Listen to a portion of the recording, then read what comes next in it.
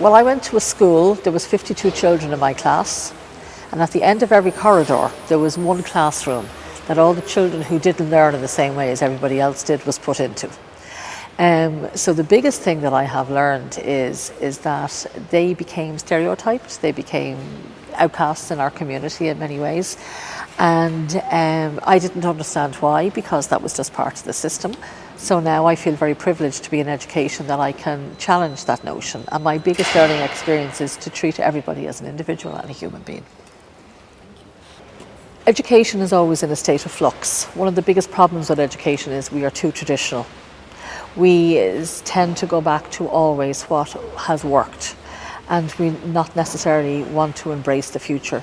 The future for teaching in a big way is in technology. The biggest challenge they face is the expectations are placed more and more extensively on them.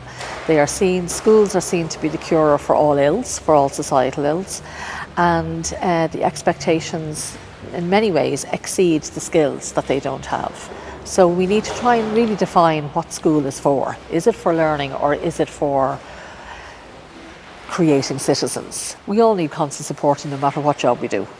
However, when you're interacting with other human beings on a daily level, on a minute-to-minute level, for the majority of your working life, you will come up against a lot of challenges. So parents need, I suppose in many ways, need to try and understand that their child is not the only child in the classroom, and they can support teachers by actually saying, well, what can we do? How can we help?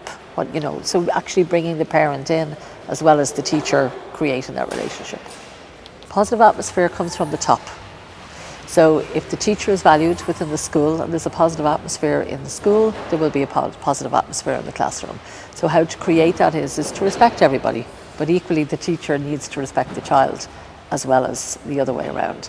So if they want cooperation, etc., they need to talk about these type of, the whole notion of philosophy of values, etc., what we value in our classroom, what's important to us, develop a contract, etc. This works really well. There's challenging times ahead, but it's also an exciting time to be in education.